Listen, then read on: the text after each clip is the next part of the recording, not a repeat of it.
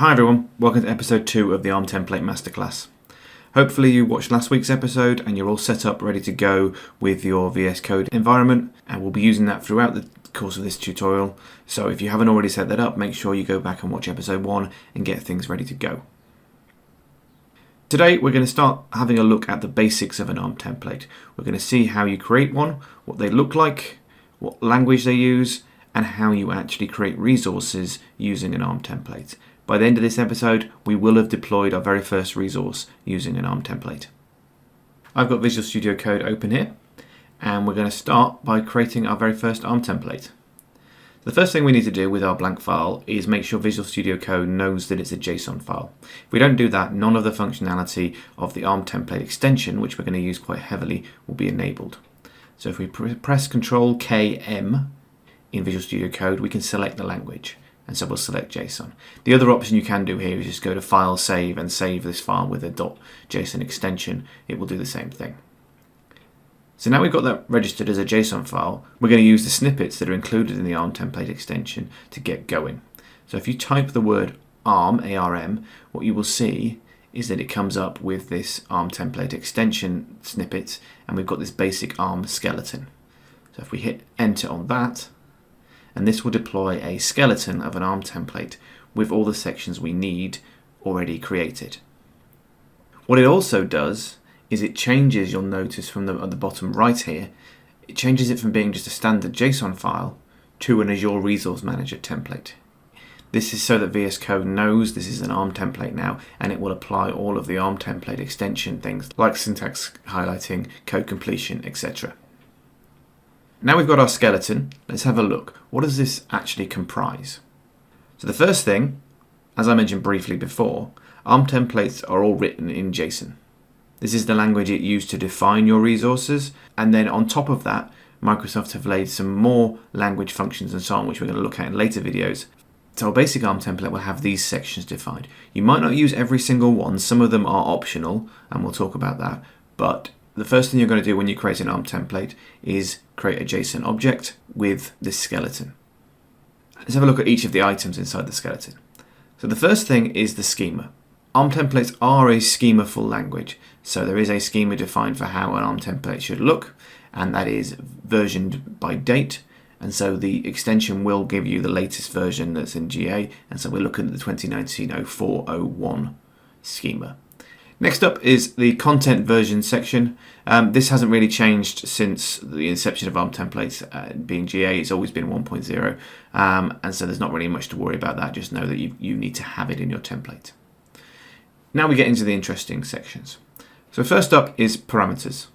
Parameters allow us to define what values we can pass into the template when we deploy it to populate things in the file. So if we want to allow the users of our template to pass in names, sizes, regions, etc., we can define them as parameters which can be passed in at deploy time and will then be substituted inside our template for those values. Variables are similar, but you can't pass in variables from outside the template. Variables are essentially what you might call constants or globals within inside your ARM template. So you can define them in the variables section and then use them inside your template. So they're quite useful, for example, if there's a value you're using quite a lot in different places in your ARM template, if you set it as a variable and then use that, if you ever do find you need to change it in your template, you can amend it once in your variable section. It's also quite useful if you're using things like functions, which we'll talk about in another video, to do lots of different operations to create a value. Rather than doing that every time you use it, define it once in the variable section and use it everywhere. Next is resources, and this is where you'll spend most of your time. So resources is where we define the actual things we want to deploy into Azure. So every item, like a storage account, a virtual machine, a SQL database, is a resource as far as the ARM template is concerned. And so we'll be focusing a lot of time on how we define those resources. Next is outputs. So your templates are able to output information once they've been run. And you can define what this information is, so it can come from other parts of your template. So you can output part of a resource. So when a resource gets created, let's say you're creating a storage account, you can output the URL of the storage account that you've created. You can also output variables and parameters if you want to, whatever you really need to output from your template, either for you to view at the command line once you've deployed the template, or potentially when we start looking at things like nested templates, outputs allow you to pass values from one template to another. And then finally, we've got functions. This is a new-ish section, and this allows you to define custom functions within your template. For the moment, we'll ignore this, we won't be using it, but once we get into looking at functions and particularly user-defined functions, we will use this section. But for the moment, you can ignore this. You don't need to worry about it. You don't even need to include it in your template. So it's perfectly fine to delete that from your template if you're not using it. Now we know what the skeleton of the template looks like. Let's go ahead and create an actual resource. So to keep things simple, we're going to look at creating a storage account. Storage accounts are fairly simple resources. They only have a few options we can change, so they're a good place to start with. They're also very quick to deploy, so you can test out that your ARM template works. So first, let's make sure we're in the resources section of the template, and then we're going to use this ARM template snippets again. So if we type ARM, and we'll see we get a lot more options now because we're inside our template. We're going to create a storage account. So if we type ARM-storage, we should see the snippet for a storage account, and we'll press enter, and that will give us the syntax for creating a storage account. As you can see, it's just another JSON object, and this one's fairly simple. There are a few parameters and options we need to fill in. Let's have a look at the different values on this object. Some of these values are going to be common across all resources we create, and some of them are going to be specific to a storage account. First, we've got name. So nearly every resource is going to have a name option. This is what you want to call the resource, and that's what it's going to show up with in the Azure portal and CLI and so on. Next is type. So this will be a different value for each resource, but you're going to have to configure it for every resource. And this defines what it is you actually want to deploy. So in this case, we're looking at Microsoft.storage/storage accounts. You can see it uses a URL-like syntax to define the resource, so it's basically the category, so Microsoft.storage, and then the particular resource in that category. You can find a list of all these resource types on the Microsoft website or in some of the GitHub samples that I'll link to for you. Next is API version. So each resource has its own API version. So when resources get new features added or things change, they can up the version number, and so people's templates that use the old version don't break, but we can add new functionality and options to resources in the future. So you need to select the right API version for your resource. Ideally, you want to use the latest one available if you're starting from scratch like we are. The storage account one in here is quite old, it's 2015. I'd have to check whether or not there have been any later API versions. Usually the snippets are reasonably up to date. That's not necessarily always the case, and so potentially we could have a newer version here. Next is location.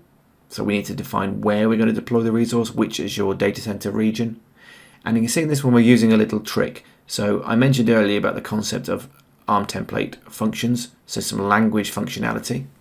We're not going to delve too deep into functions right now, but this one in particular is quite a useful one, called resource-group.location. So what this is doing is it's defining the location as being the same as the resource group we're deploying into. So we don't need to define in our template what the location is. We just pick a resource group we want to deploy to when we come to deploy time, and it will use the same region. Next, we have the tags section. This is optional. You can remove it if you want to, but if you do want to tag resources, then you can add different tags here, and they're just a key value pair for each tag. So they can be whatever you want. So everything up till now has been fairly generic. This is not specific to a storage account. You'll have to define these values for pretty much any resource. The last one on here is the properties section, which allows each resource to have a number of resource-specific properties. And in our example, what we want to do is define the account type. So this defines the type of storage account we want to define, whether it's a locally redundant storage, geo-redundant storage, standard or premium, etc. And so the syntax of this is defined by the resource, so you need to match that. So generally you're going to have to go and look at the documentation or the samples to make sure you can get the right syntax. Here we want to define a standard LRS account, and so that's what we've got here. So you'll notice there are a couple of items here highlighted in VS Code. These are because these are user-defined options and we need to set a value for them. In particular, we need to set a value for the name. Storage account names need to be unique, so we'll need to create a name that is unique across all Azure resources. We'll try and pick something fairly generic and add numbering at the end to make sure it's unique.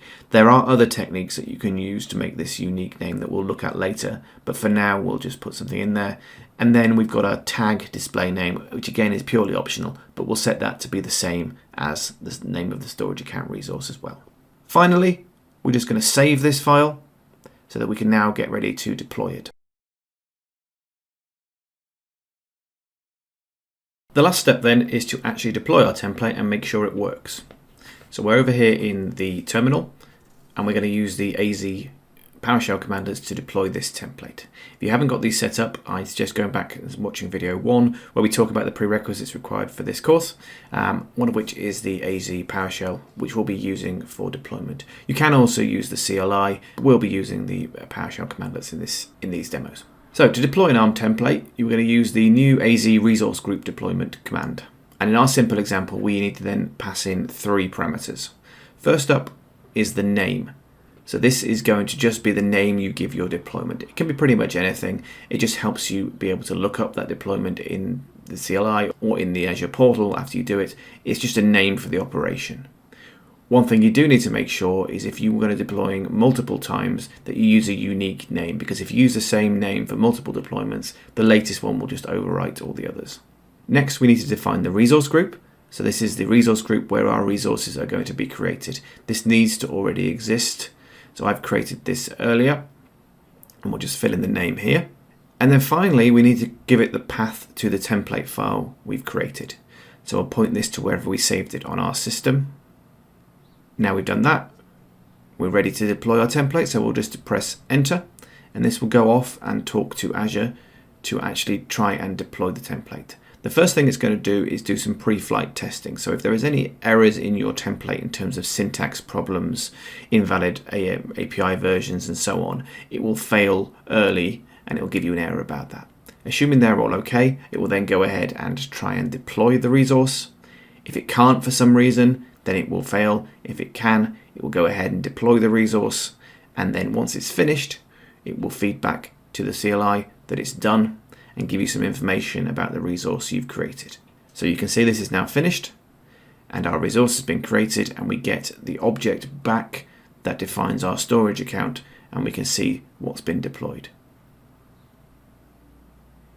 If we also go and have a look in the Azure portal, we'll see that within the resource group we named, we now have the storage account that we created using our ARM template.